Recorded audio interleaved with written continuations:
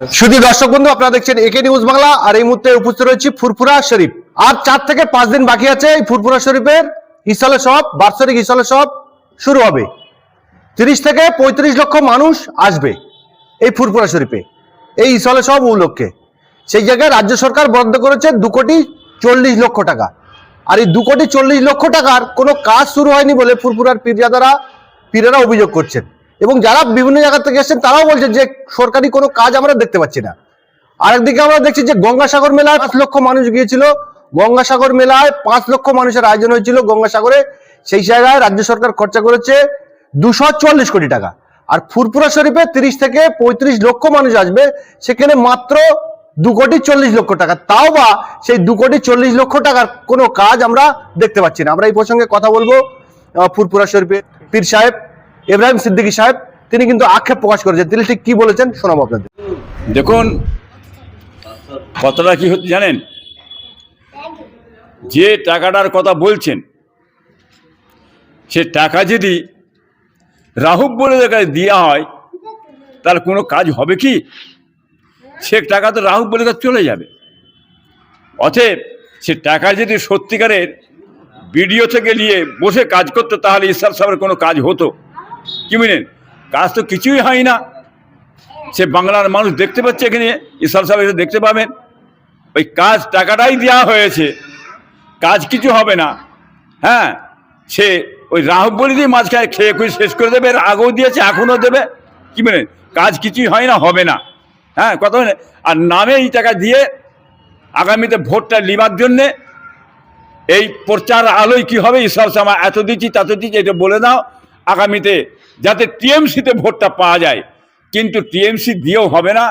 হ্যাঁ, ও পীর সাহেবরা সব জানে, ফুরফুরার পীর সাহেবরা জানে টাকা কোথায় দিচ্ছে, কি করছে না করছে জানে। অতএব বাংলার মানুষ কিন্তু জেনে ফেলেছে।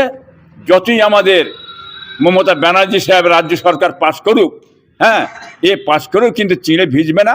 বাংলার মানুষ পড়ে গেছে, মনে রেখে দেবে। তহসিলদার সাহেব আরো অভিযোগ করছেন যে বিডিও অফিসে এবং এসডিও অফিসের যে এই ইসলে সব নিয়ে যে আলোচনা হয়েছিল, সেই আলোচনার সময় ফুরফুরা শরীফ থেকে আপনাকেও বলেনি, ওনাকে বলেনি। ফুরফুরা শরীফের অধিক অংশ 90% হুজুরদেরকে বলেনি।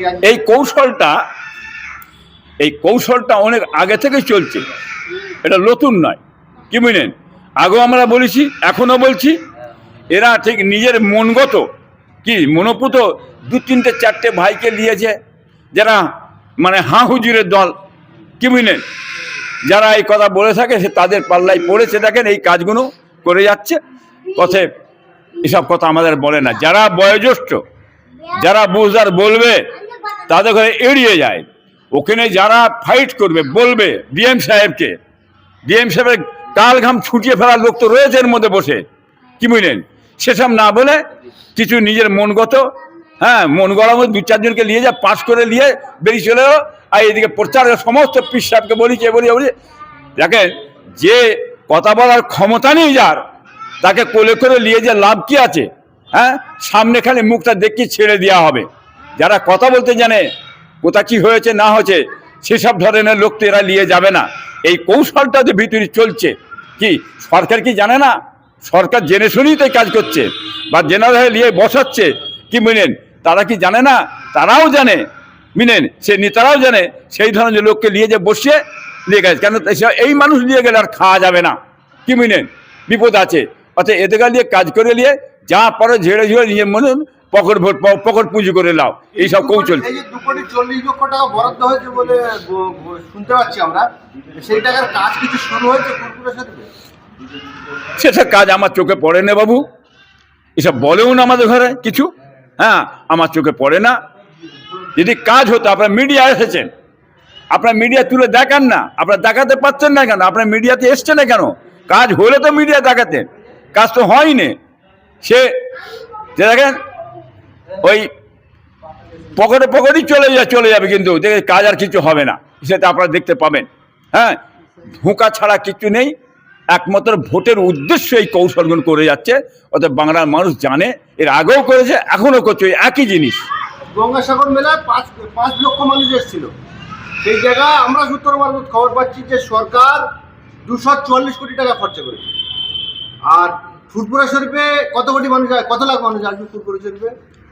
দেখেন, ফুরফুরা শরীফে মানুষ একটা দুটো তো নয়, হ্যাঁ, 30 থেকে 35 লক্ষ লোকের সমাগম হয়। সেখানে 2,40 লক্ষ। হ্যাঁ, সেটা কি এবারে বলুন, সেই জায়গায় এবার ভাগ করে আপনি টাকাটা ফেলুন না। ভাগ করে টাকাটা ফেললেও তো আসবে, কিছুই দেওয়া হয়নি তো আমার এখানে, কি মিনিট এখানে কিছুই তো দেওয়া হয় না। এক দিনে যে লোক আসছে সেই লোকটা কম লোকে যায়, কম লোকের ব্যাপার তো নয় এক দিনে। অতএব সরকার এখন থেকে নেই গোড়া থাকতেছে। দেখেন, ওনার একটু অনীহা ভাব আছে, ইনি নতুন ব্যাপার নয়। আর আমি এর আগেও বলে দিছি, এই যে রাজ্য সরকার যে কাজ করেছে, কি বুঝলেন, ইনি হচ্ছেন পাক্কা RSS। হ্যাঁ, মমতা ব্যানার্জি পাকা RSS। RSS ইফতার করলেছে, দেখেন ইফতার করলেছে, দেখেন পাল্টে যায় না। হ্যাঁ, ঘোমটা দিয়ে অনেক কিছু দিয়ে এই যে মানে ইফতার করে, এটা ভোটটা নেওয়ার জন্য, মুসলিম সংখ্যালঘুদের ভোটটা নেওয়ার জন্য এই কৌশলটা দেখাচ্ছেন। হ্যাঁ, এটা মেকি দরদি বোকা বলি তো মাথায় ক্যাডাল ভেঙে খাওয়া যায়, মূর্খ হলি তো মাথায় ক্যাডাল ভেঙে খাওয়া যায়, শিক্ষিত হলে তো ক্যাডাল ভেঙে খাওয়া যাবে না। অতএব মূর্খ রেখে দাও, শিক্ষা বন্ধ করে দাও, ক্যাডাল ভেঙে খাওয়া যাবে, কি বলেন? এটা নতুন কথা নয়, উনি তো এই কাজ করে যাচ্ছেন। অতএব একটা কথা মনে রাখবেন, মমতা হচ্ছে পাক্কা RSS। আমি আগেও বলছি, এখনো বলছি, মুসলমান বিদ্বেষ মমতা, কমলার মনোভাব, সাম্প্রদায়িক মনোভাব মমতার। তা নয় যদি হতো, হ্যাঁ, এটা যদি না যেতে হতো, তাহলে মুসলমানদের অখাপ সম্পদটাকে ধ্বংস করতো না, কি বুঝলেন? সেটা আপনারা নিজেরা দেখে নেন। কোর্টে চলে গেলেন, কই আপনি অখাপের জন্য কোর্টে গেলেন না? হ্যাঁ, আপনি বন্ধ করে দিলেন, মুসলমানদের ক্ষতি করে দিলেন কেন? এটা বাংলার মুসলমান কেউ ভুলে যাবে না। এর জবাব কিন্তু আগামীতে ইলেকশনে এই বাংলার মানুষ দিয়ে দেবে, এটা মনে রেখে দেবেন। আর যতই হুড়োহুড়ি করুক, আপনারা একটা কথা আমারই বলতে চাইছি, মমতাকে আপনারা বিশ্বাস করবেন, এই পাক্কা RSS এর দ্বারাই মমতাকে পরিচালনা করছে। এক বিন্দু লড়ে যাওয়ার ক্ষমতা নেই।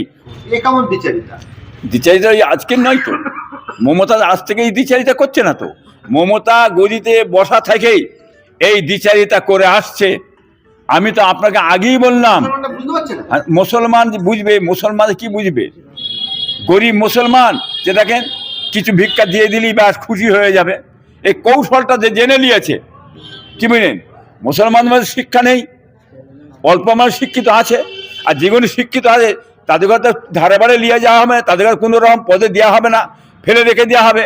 যারা গুন্ডা তোলাবাজি করে, হ্যাঁ হ্যাঁ, সেইগুলো টেনে নিয়েছে ওনার মন গড়া হাহুজুরের মধ্যে নিয়ে বসে, যেমন সিদ্দিকুল্লাহ চৌধুরী সাহেব, হ্যাঁ, কাঠের পুঁতি নিয়ে বসিয়ে রেখে দিয়েছে, তাও আলমারিতে বসিয়ে রেখে দেয়, লোকে দেখছে সিদ্দিকুল্লাহ চৌধুরী বসে আছে কাঠের আলমারিতে। একটা মানে যে কোনো একটা জিনিস দেখে দিল, যেমন দেখে উনি বসে আছে, কথা বলতে পারছে না, কিছু নেই।